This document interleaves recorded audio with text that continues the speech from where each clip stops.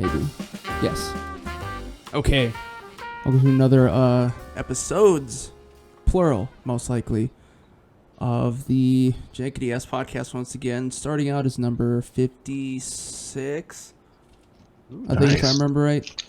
But since we're doing more time now, I guess, we'll split it up into a little bit more. So, fortunately, the last couple weeks were successful. I just had to add in a little bit more. Filler. But no, nice. Actually, yeah, so I almost got this new sound shell done. I did PVC and plastic board. Oh, nice. This is the same shit that those bullshit no parking signs are made out of. But I ran out of glue once I got over here because I've been using the the Gorilla Spray. Mm-hmm. And that stuff just goes quick. No, it started coming out of the bottom of the fucking spray cap thing. Oh. Or whatever, so it was like leaking out over the can and onto my hands and shit. It's like all right, well I can't use this anymore. I think maybe because I left it over by the some of my other supplies next to a wall that's like outside. That could be it. Or it's just hot in here too. It's just hot in here too. But so yeah, finally coming along. I don't really hear as much of an echo in myself anymore, so. No, the sound quality's weird on my end. But I don't know. There'll be room to improve anyway. So that's what I'll be doing. But for the most part, everything's almost good. I'm actually recording on my new PC now, so that's all done.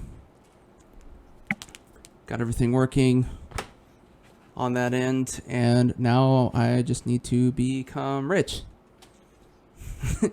Step 3, profit. Yeah, right.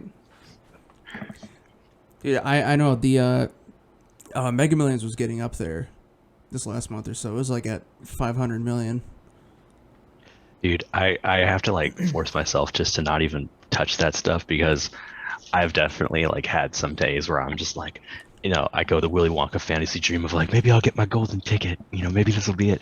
And then it's I'm not going to be hurt if it doesn't happen. And then it doesn't happen. Then I'm like, why did I do that? I hate myself. I'm going to go jump off. I mean, not that bad, but it's just one of those things where I have to tell myself, okay, don't do it. The odds of winning are insane. Just don't do it. You could spend that money on, literally anything else. Well, the odds are better if you actually get a number, so. Yeah, it's true. I mean, you miss 100% of the shots that you don't take, Tom. Oh, thanks, Dad. Yeah, I remember back when it was up to, was it a couple years ago when it was at nearly $1 billion? You remember that? I think so. No, but I even remember it was getting pretty damn high. Earlier in the year, around January, it was like $500 million, at least for Powerball. Oh, they both were. They both were at the same time. Yeah, and they both got cashed out pretty close within each other. Yeah, so some lucky soul out there is somebody in Michigan actually for Powerball, if I remember correctly. Which, if I was able to learn that just casually, then it would also be oh damn, feel bad for people who actually live in the area and try to figure out who they are, Oh yeah, they're probably dead already. Yeah. By their own hand. No, you want to talk about conspiracy though? I could totally see it with all the AI and tech we got out there.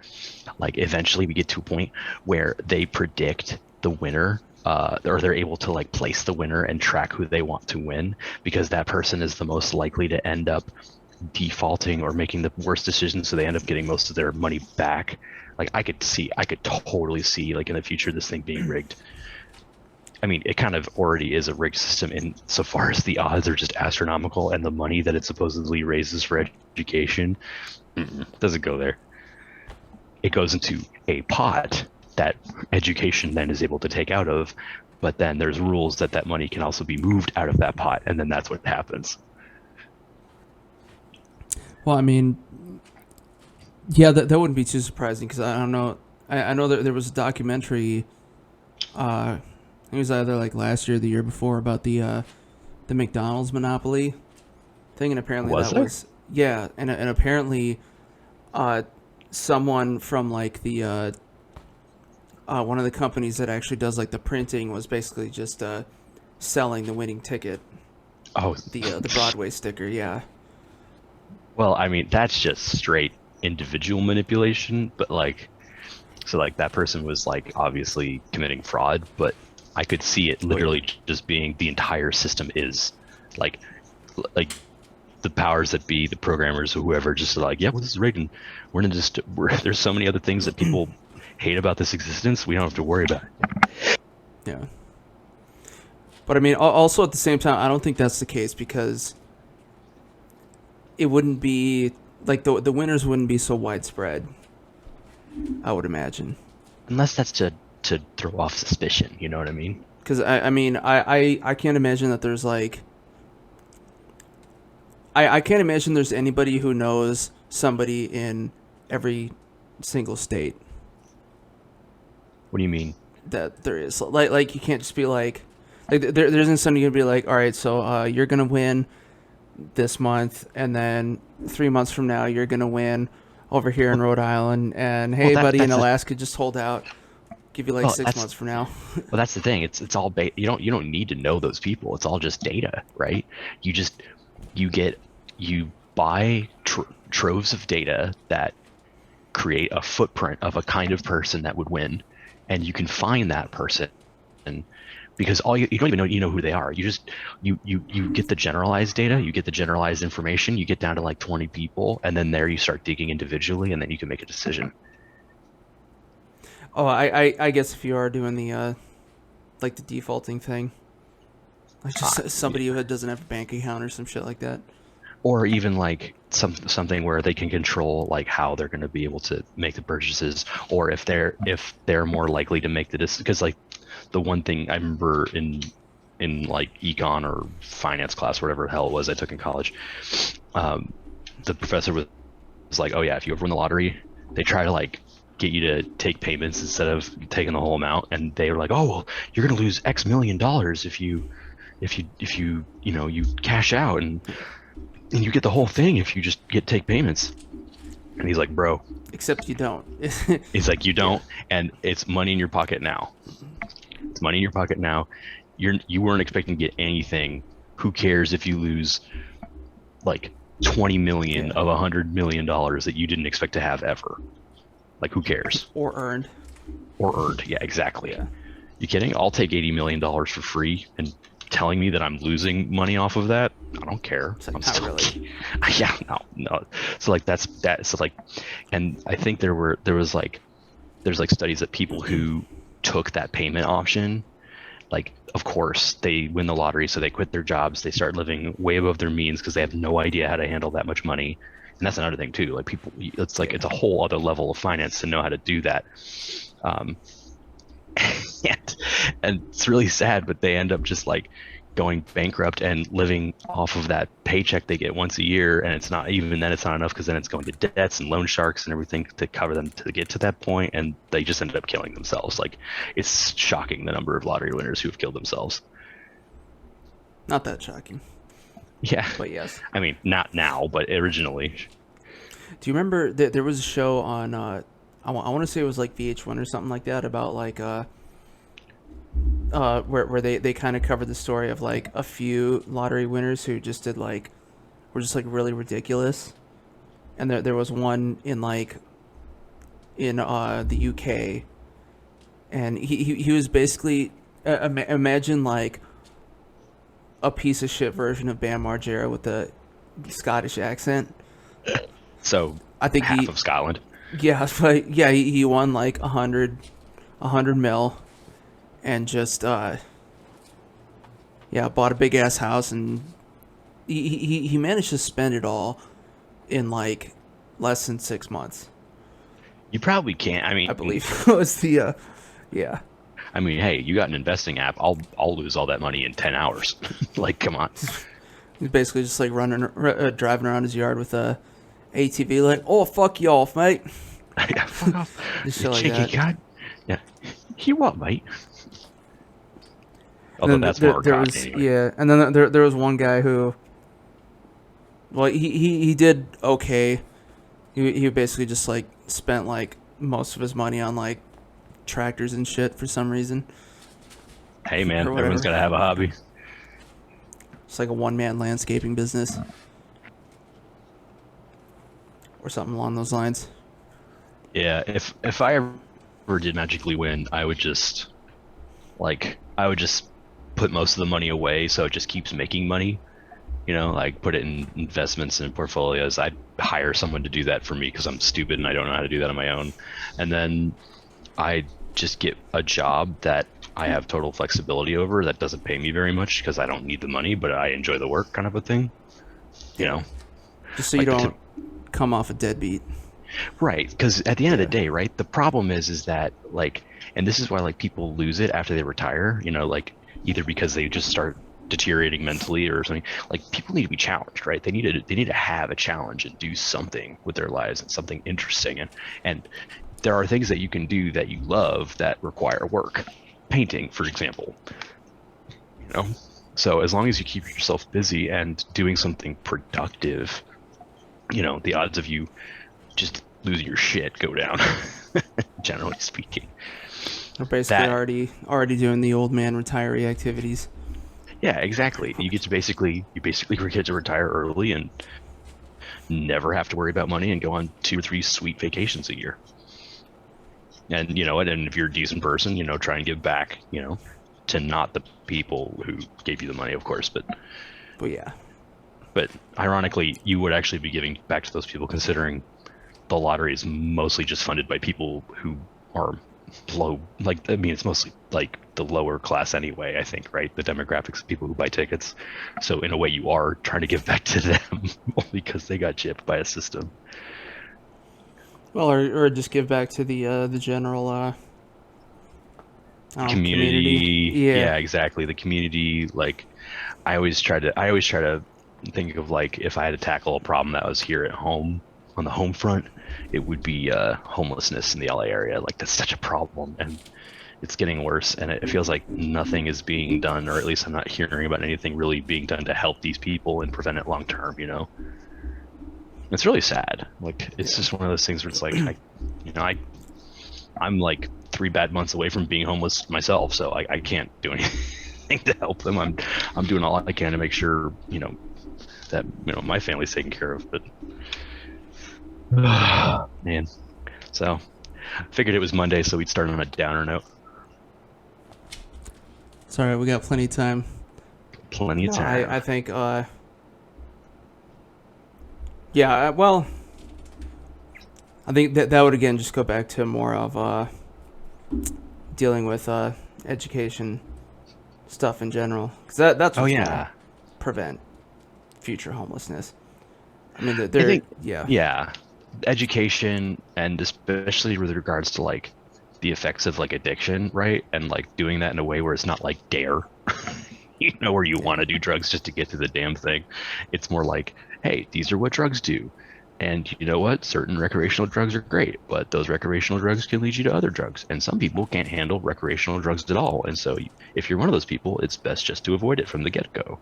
Like there's risks and there's this and there's that. And just, you know, make your own educated, because if you don't coddle people and if you let them make their decisions, instead of trying to make it for them, even if those decisions are dumb, they're generally going to be better off. Yeah. Well, I mean, not even drugs so much, just like how to actually make money, even. And how to like, well.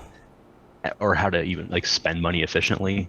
Like I remember being like a grown ass adult in grad school, and I thought I was like the shit. And I'm trying to buy food for myself, and I'm like, wait, what the hell do I buy? Like, how do I have this job after grad school? And I feel like I have no money. Well, that was because they were not paying me enough / the rent I lived in was just bad. But also it was like, I feel like I could be managing my money better. And of course I didn't really learn how to until I moved to LA and I was like a little older, and having been unemployed for 6 months at that time, I definitely learned some lessons of how to keep money alive. That was rough. Which is why we need home economics classes again, which talked about before. But Oh, yes. oh, agree. 100%. 100% we need home ec.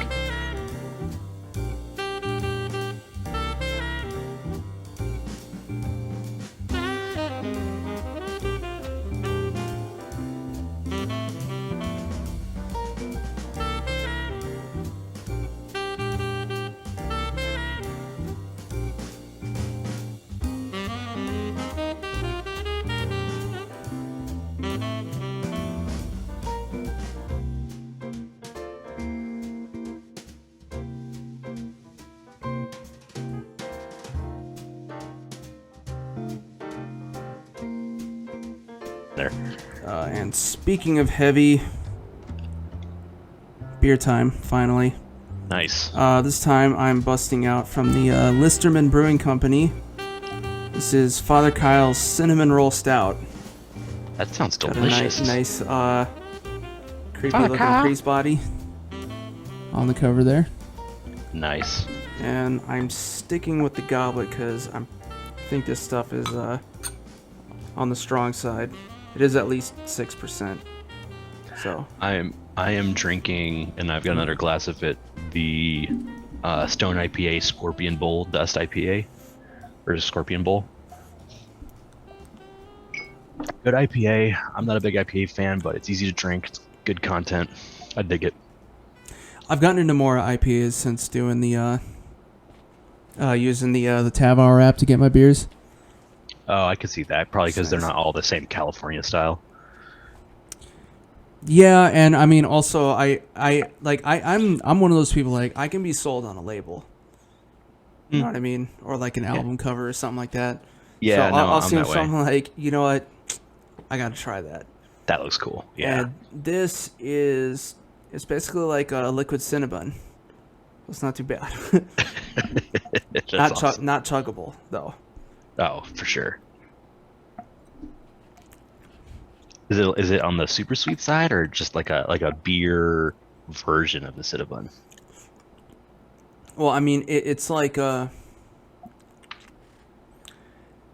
it's like a cinnamon roll, half as sweet with a little bit of that like stouty bitterness in there. Okay. All right. So it's not too bad. If it was like a different kind of beer, it wouldn't work. Like an ale or something like that, that would be just disgusting.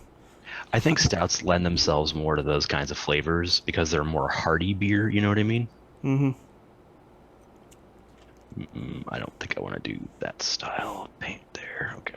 So what I really want, what I really haven't had in a while is a good brown ale. Same. I remember we have a bar over on Ventura called the One Up. It's like a video game bar. I was gonna say it sounds like a video game bar. It is. It's kind of like a fancy gastropub type of Right. deal, and then in the back they have like some console. They have some consoles with like a bunch of old Atari games Dude, that's awesome. and stuff like that. And then there was like one Mortal Kombat 3 arcade thing, and then they also had a like the old Crisis Zone game.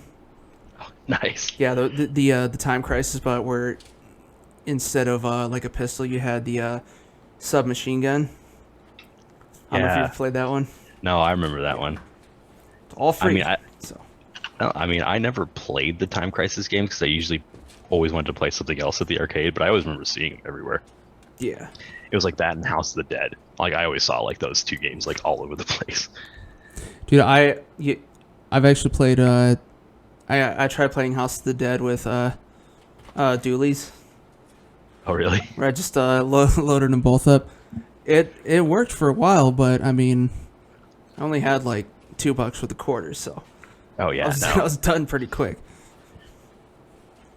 Oh man, yeah, and that was always fun. Like, cause you felt like an action hero when you did that. You're like, yeah, I'm so fucking cool. Oh yeah. I mean, you're basically just like, covering the screen with bullet holes and stuff like that. But I mean, whenever you got more than one player, they throw 2 players worth of zombies at you. Actually, So- it was the fucking bats that got me. I remember. Oh, I remember those. Yeah. Fuckers. Or wait, no. It wasn't the bats. I think it was the guy with the. Double scythes. I think no. I got to. It was one of the bosses killed me. I want to say it was the guy who looked like basically like a frog man. You know, the one with the giant trident, and then like his rib cage was opening and closing, and you had to I shoot don't his remember heart. that guy. I don't think I ever got that far or saw someone get that far. Oh, there's one where it's like that, and he's wearing a gas mask, and just like this, and he would like jump in the air, all dramatic, and then land on you. And all the bosses this was House of the Dead too, so all the bosses you had to fight twice. Oh shit! And then even like the main boss from the first game was like the secondary boss of the second game. Except they actually told you how to actually hurt him this time. And then there was another boss who just eventually becomes like an energy orb with, shit spinning around that are like blocking your shots, and Oh, of course. it's kind of dumb. But I think oh man, I forget what it's called. Crap. It's gonna kill me. Me and my brother used to play it all the time. Revolution X. No, it was the one where It's not good enough. Probably. No, it was the one with it's like you pick one of 4 hero types. There's a mage, an archer, a barbarian, and a healer. And it's like a top down, and it's kind of like you can like play all 4 of you together, and it's like you just kill goblins and orcs and shit and like collect power ups and try and survive. But it was like a top down 3D scroller. It was actually really cool. Oh man, it was like some super generic sounding fantasy game, but it was like a lot of fun. And like I think they actually ended up coming out with a second arcade unit, but I never ended up playing that one. I think it begins with like a G or something. That's gonna kill me when I can't remember. Guardian Quest or something like that. Maybe it might have been something. Quest is probably in the name, and I just don't remember. But Grand it was Quest. Yeah, I know. It was like something adventure, something quest. I can't remember it, but it definitely was like one of those. But that was like the one that we always tried to play every time we saw it, because we could both play and we both were into fantasy shit. So it's like oh okay, I'll be the bar. Like I think he was always the archer, and I switched back and forth between barbarian and wizard, especially because like wizard doesn't even get good for like 2 or 3 levels, at least if I remember correctly. Or I never was good with wizard. Let's put it that way. Well, I tried searching for top-down arcade video game, and that did not narrow it down at all. So I have no idea. Try fantasy. Adding fantasy to that. Fantasy top-down arcade. It's like, here's the list of 200 top-down arcade games. Like, well, that doesn't work. Okay. See, if I were to search it, which I can't because I'm not I'm busy at the moment. I'd probably be able to find it. Shit, it's gonna bug me. Actually, shit, I'm gonna look it up. I'm gonna find shit out.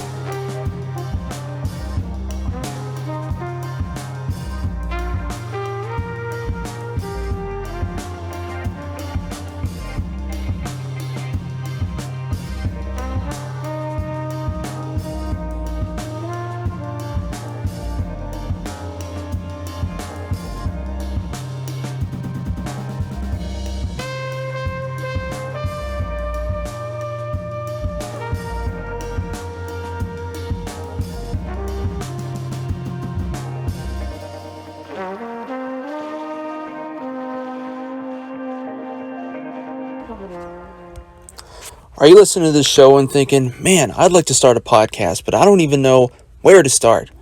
Well, Buzzsprout has the answers for you. Buzzsprout is a podcast hosting service that provides a number of valuable resources to help you on your podcasting career path. For one, Buzzsprout offers indefinite hosting of all your episodes and allows you to host as much material as you want, depending on the type of subscription that you opt for. Buzzsprout also provides a means for getting your show hosted to every major podcasting platforms such as iTunes, Pandora, Spotify, you name it. In addition, Buzzsprout also provides various means to get your show monetized through various sponsorship and affiliate programs, links to other paid hosting platforms such as Patreon and YouTube, and your own personal newsroom to learn all the tips and tricks for optimizing your podcast for the greatest return on your investment.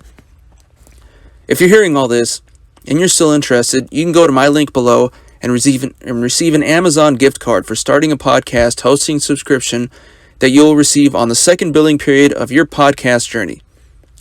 Everyone has something to share, and there's no time like the present. Join Buzzsprout today.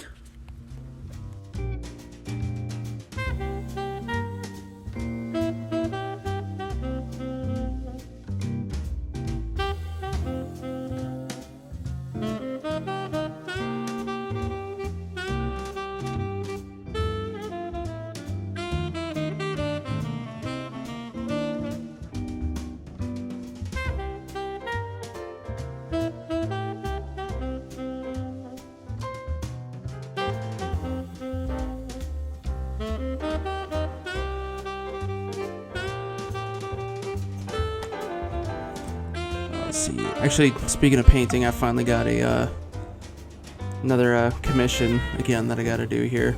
Oh, nice. Got some more stuff from Scolari. Oh, is you're painting his stuff up? I didn't know that. I did a couple of his plague bursts a while back. Oh, nice. And also something. Oh yeah, and I did up some what the fuck are they called? Obliterators for him a while ago. Ones? Yeah. Nice. See one of those Black Legion, and this time he left me with some possessed. Ooh, He's nice. even got like some of the old janky metal ones that are. Oh, damn. Can't really see. Only a few. Oh. And then I got like 5 of them are in parts, so I gotta put them together. And also apparently no extra bases, so I gotta dig some of those up. But whatever. Charge him. Bar, not the ass. Yeah, right. Parts and labor, dog. Yeah. But we already got that side all figured out. Nice. So, which of course means that I will finally. I'm finally getting back to my my other shows here. Oh, good. Which is nice. I've been actually uploaded another working on a couple more fuck, it's gone. Fallout videos. So I uploaded one for this Friday, which is going to be the Minutemen Castle. Oh, nice. I love that dealing mission. with that, which apparently you know like the big ass Mirelurk Queen in survival mode, a rocket launcher will take her out in like 3 or 4 shots. Oh, nice. It's kind of ridiculous because everything kills you faster, but it also kills other things faster unless they're legendary, in which case you're kind of screwed there. But and then the next one, which I kind of started working on before this, is doing like the first Brotherhood mission after you get into the Zeppelin and they're like, hey, go take out all those super mutants with all the nukes and stuff. Yeah, I remember that one. Down there. Which again, Missile Launcher made short work of that, which is kind of funny, especially so I was expecting a lot more because I remember the first time I went through when I was just playing in like the mode before survival mode where it's just hard. I died like 20 or 30 times before I even got off of the fucking vertibird thing. Like just when I was sitting there, you know, trying to gun down super mutants, and then the big one just like threw a couple rocks at me and we're all dead. What the fuck? But yeah, so fortunately I did not have that problem, which means that the video is not 4.5 hours long, or won't be this time. But yeah, I'll finally be getting back to painting stuff. I've got plenty on backlog and coming up, but I'll probably be starting off with this. You see. Whenever. Oh, the demons. You give me the it's 20 possessed, and then 2 of those The spider crawlers that came out with Shadow Spear. Oh yeah, the Venom crawler. Venom crawler. Yeah. Yeah. So you got a couple of those in there, which I guess I don't know. I think he's hoping that they're going to be really good. Or he just who knows? Yeah. Maybe, who knows? And like, it could also be like me, where it's like, I have a bunch of Reavers that I got recently, and I know Reavers aren't like super great, but like I'm just at this point I'm just collecting Space Marines. Like I'm just trying to get like 3 of each unit and paint them up in my and paint them up in my Alpha Legion colors. So that's fun. Well, I didn't realize that they ran out of names that earlier, because I thought you meant the jet bikes. Oh no, the Primaris ones are the Outriders, which I'm actually painting now. I'm painting the TFG White Scar Army. Finally. Well, When was that due, like a year ago? No, that was the Elder Army, and that one I actually just stopped because shit happened. But no, this one. There's no real deadline on. It's just getting it tabletop ready so we can use it at tournaments and stuff for bat reps. And so I'm doing a pretty good job. I'm doing my like quick stuff on it, but the problem is because it's white, it takes a little longer even doing quick style. So, and I'm trying to make it look good despite being quick, so it does take longer. Like that's why I like my scheme that I do, because it's just so quick, and because of the way I do it, it's like I don't have to have any skill. It just looks good. Contrast, baby, all the way. True. Well, you don't want to do too much contrast. True. I get away with it on the foot soldiers really easily because I do it over the lead belcher spray, so it comes out real nice. And then I barely have to do anything off that. Like I don't even really have to do edge highlighting if I don't want to, because of the reflections. It actually has like a natural edge. So I'm like, oh cool, I don't even have to do that. But I do it if I wanted to make it look real good, but don't have the time. And actually, speaking of models, I don't know if you saw that new guy that's coming out with like the next story mode of AOS, the Karagnos. Oh, the giant centaur god, dude, that guy looks sick. He looks better than the giants that they did. I think he is actually I think he's like the Lord of the Giants. Yeah, I think he is, but he just looks better than the rest of, like that model looks sick.